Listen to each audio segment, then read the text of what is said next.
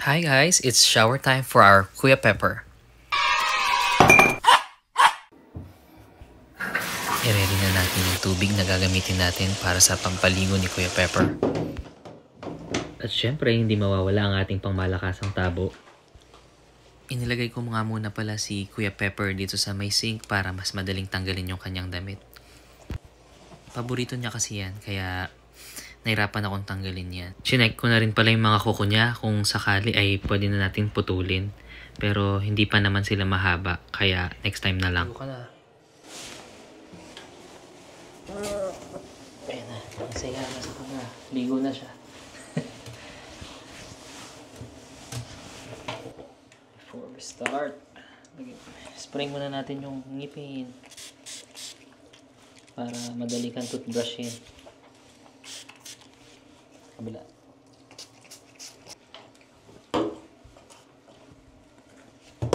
Sorry.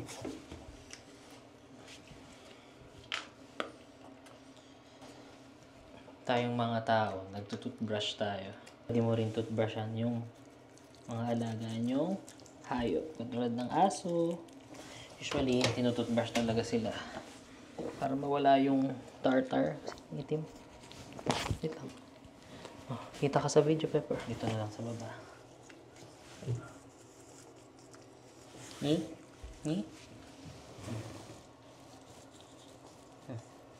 Bagang. Kabila.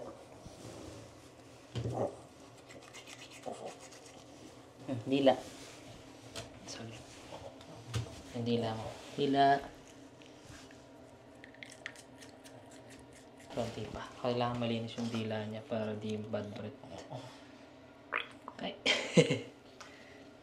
Sounds ng toothpaste. Parang buko. Dila.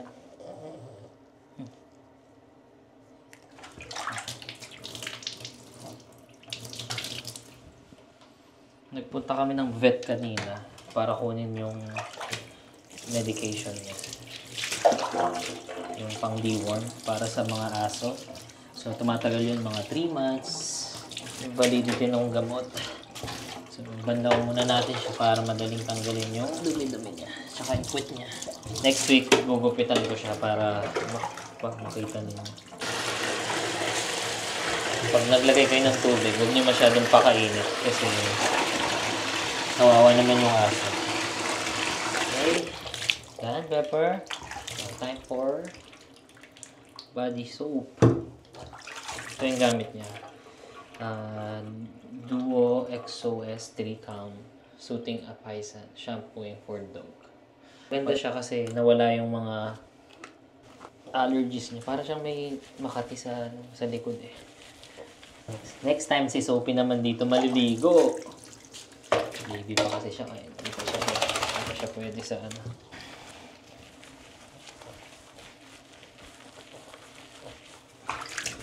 Ito yung mga ano nyo nangangati. Kaya maganda tong shampoo na to.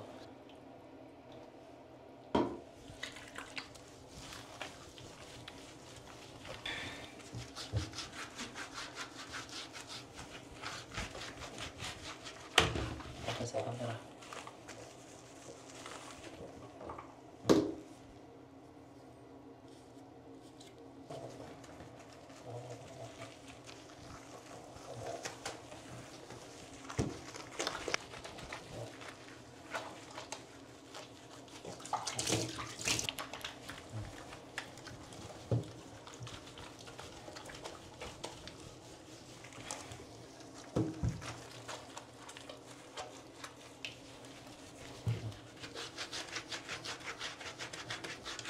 Si Pepper ay isang Maltese pure breed. Yan, nabili namin siya sa Korea way back 2020 nung pandemic. Kasi yung misis ko na-homesick siya dahil yung aso niya sa Pilipinas din na niya kasama. Namatay na yun si Kayla. Bili namin si Pepper dun sa pet shop. Naka-sale siya. Siya lang yung nakita namin dog na parang gusto na sumama sa amin. Pinapaliguan namin to mga twice or once a week. Kasi hindi naman siya lumalabas ng bahay. Pupunta lang siya doon sa may balcony para mag-poop tsaka pee.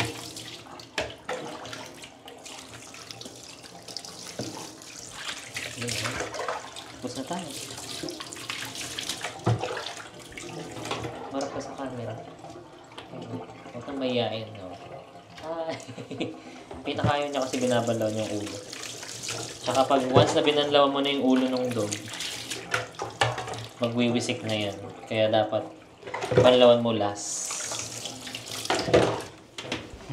Tapos na nga nating paliguan si Kuya Pepper, kaya naman punasan na natin siya ng kanyang tuwalya.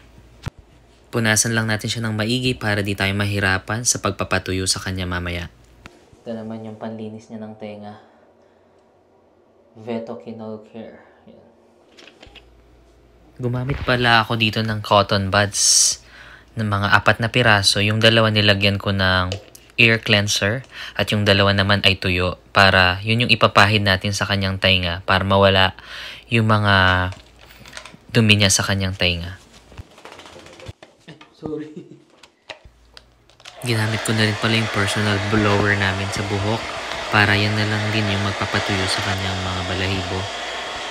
Gumamit din pala ako ng suklay para mawala yung mga buhol-buhol niya na balahibo.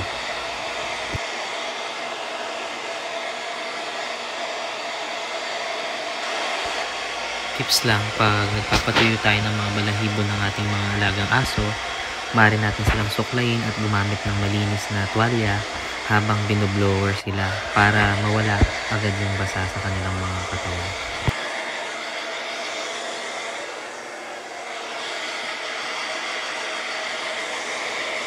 At ayan, natapos na rin nating i-blower yung mga balahibo ni Kuya Pepper. Ngayon naman, susuklayin natin paunti-unti hanggang mawala yung mga buhol-buhol sa kanyang mga balahibo at maayos matuyo ang mga ito. 3 months old pa lang nung binili namin si Pepper sa pet shop. Kaya ngayon hanggang lumaki na siya. Talagang mahal na mahal namin tong alaga namin na to. Naaalala ko yung mga time na nasa Korea pa kami. Lagi kaming namamasyal sa park. Nag-walking kami everyday para lang mapasyal ko siya sa labas. Pero ngayon nandito na kami sa Canada. Dinala namin siya dito. Kasi nakakaawa siya kung ipamimigay lang namin siya doon. Kasi parang anak na din namin siya. Sa mga hindi nakakahalam, dati hindi po ako mahilig sa aso. Kaya nung nag-alaga po kami ng asawa ko, talagang napamahal na ako sa aso. Kaya gustong gusto ko na mag-alaga ng aso. Pero isa lang, sapat na. Malapit na mag 5 years old si Pepper. Kaya ang prayer namin ay makasama pa namin siya ng matagal. Dahil siya yung unang fur baby namin. Sabi nga po sa Book of Proverbs, chapter 12, verse 10, "The righteous care for the needs of their animals, but the kindest acts of the wicked are cruel."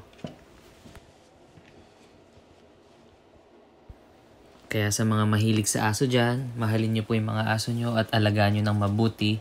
Katulad din po sila ng mga tao. Kailangan din po nila ng pag-aaruga at ng pagmamahal po natin. Kaya, ayan, si Kuya Pepper, pabanguhan na natin para mabango na siya at amoy baby. Bagong ligo si Pepper, Shows your...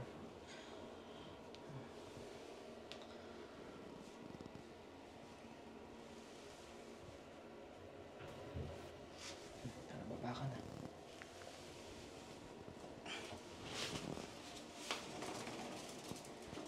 Makakalayas ka na.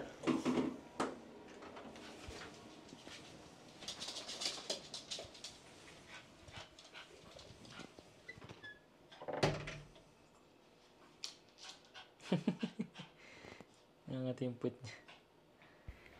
Maraming salamat po sa panonood at pagsubaybay sa aming channel. God bless you all.